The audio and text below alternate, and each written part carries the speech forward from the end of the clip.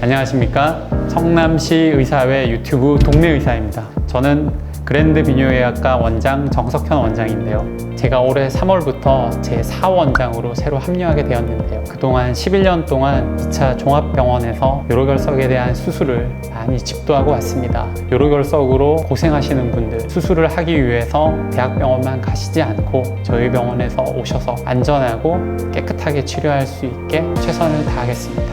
오늘은 여름철에 이렇게 무더운 날씨에 탈수가 되고 소변이 농축이 되면은 무척 아픈 요로결석에 대해서 설명을 좀 간단하게 드리고자 합니다.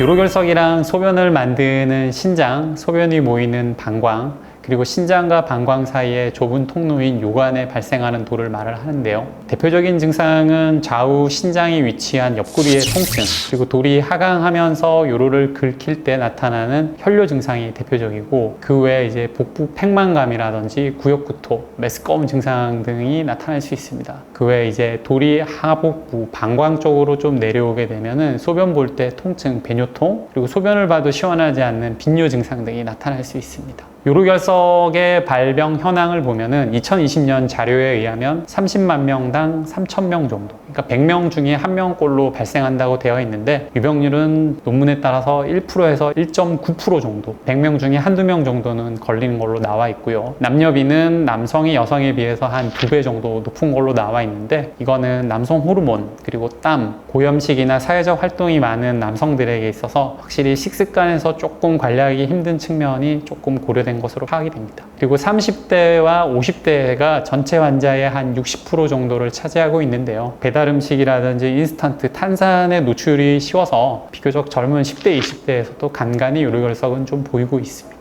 요로결석의 위험인자는 가족력인데요. 저희가 요로결석 환자들이 내원할 때는 가장 먼저 가족분들 중에 요로결석이 있는지 가장 먼저 여쭤봅니다. 그리고 두 번째는 물을 많이 마시는지. 그 밖에 위험인자는 통풍인데, 통풍이라는 질환은 아시는 분은 아시겠지만 우리 몸의 요산이 몸속에서 굉장히 증가했었을 때 이게 이제 어디 쌓일 공간이 없으면 관절에 쌓이게 됩니다. 그러면은 관절통을 유발하는 아주 극심한 통증인데, 이 요산은 결국 신장을 통해서 소변으로 배출이 돼야 되는데, 그런 경우에 소변을 만드는 신장, 거기에 결석이 잘 생기죠. 요산석이 잘 생길 수 있습니다. 그리고 그 다음 요소는 비만한 분들은 식습관이 조금 고염식이라든지 여러 가지 식습관에서 결석을 발생할 확률이 조금 높은 것 같고요. 그 다음에 이제 갑상선 질환, 칼슘 섭취라든지 이런 것 때문에 갑상선 질환이 있는 분들한테는 요로결석이 고민이 될 수도 있고, 그 외에 방광염이나 요로감염 등도 발생할 수 있습니다. 병상에 오래 누워있는 경우도 위험인자로 분류가 되고 있는데, 잘 걷지를 못하고 침대에 오래 누워있는 분들은 보행이 어려워서 방광의 수축력, 즉 소변을 모으는 방광의 수축력이 좀 떨어지면 잔유량이 많이 남습니다. 실제 어떤 통에 소변을 받아서 한 30일 정도, 2주에서 한 4주 정도 이렇게 놔두면 냄새가 아주 역하게 나겠지만 그 밑에 침전물, 요로결석이 형성되는 걸 볼 수 있는 원리하고 똑같습니다. 요로결석의 재발 위험은 치료 후에 1년에 평균 한 7%씩 재발된다고 나와 있고, 치료 후 10년 이내에 평균 50% 환자에서 재발한다고 나와 있는데, 한번 통증을 경험하고 나서 내가 식습관을 바꿔야겠다고 생각을 하지만 본인의 기존 식습관에서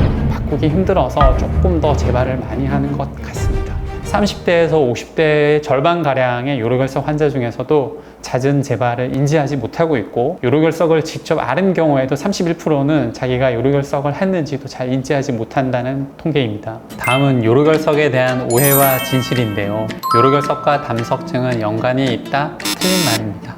요로결석과 담석을 서로 환자분들이 헷갈려 하는데, 담석은 간, 담낭, 담도에 생기는 돌을 말을 하고, 요로결석은 신장, 방광, 요관에 생긴 돌인데요. 헷갈리기는 하지만 부위도 서로 다르고, 연구 결과에 의하면 담석증과 요로결석의 발생은 전혀 상관관계가 없다고 알려져 있습니다. 다음, 요로결석은 여름에 보다 빈번히 발생한다인데, 요거는 당연히 맞는 이야기고요. 요로결석을 예방하기 위해서는 칼슘을 제한해야 된다고 나와 있는데, 이것도 틀린 이야기입니다.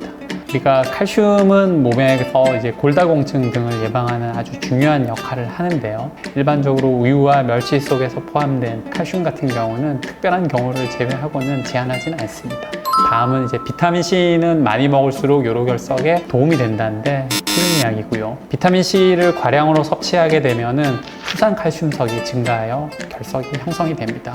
환자분들마다 체질에 따라 다르지만은 고용량의 비타민은 결석이나 신기능에 반드시 평가가 좀 필요해 보입니다. 다음은 요로결석에 대한 치료인데요. 결석의 치료는 결석의 위치와 크기, 개수 이런 거에 따라서 치료 방법을 좀 달리할 수 있는데 가장 중요한 거는 요로결석의 크기입니다. 요로결석의 크기는 우리가 밥알, 쌀알 반 개 정도의 크기인 경우에는 80에서 한 90% 정도는 통증과 약물 치료로 배출될 수 있습니다. 근데 그보다 큰 4에서 6mm는 자연 배출 확률이 한 50%고요. 그보다 더 큰 경우에는 5% 정도로 확률이 굉장히 낮아지는데요. 쉽게 환자분이 접근할 수 있는 방법이 체외 충격파 세석술입니다. 체외 충격파 세석술은 몸 밖에서 결석 부위에 충격파를 가해서 결석을 분쇄하여 배출을 유도하는 시술인데 특별하게 입원이나 마취가 필요하진 않고요. 간단하게 시술을 한 후 귀가할 수 있는 방법입니다. 다음에 고려해 볼 수 있는 게 내시경 수술인데요. 부드럽게 휘어지는 내시경을 요관에 삽입하여 돌을 직접 보고 꺼내는 수술입니다.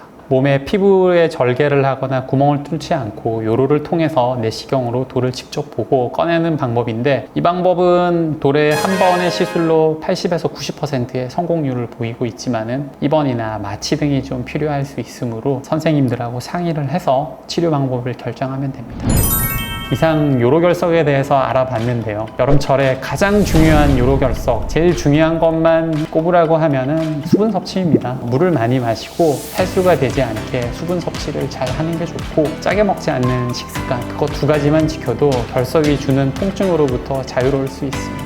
이상 결석에 대해서 간단히 말씀드렸고요. 구독, 좋아요 부탁드립니다.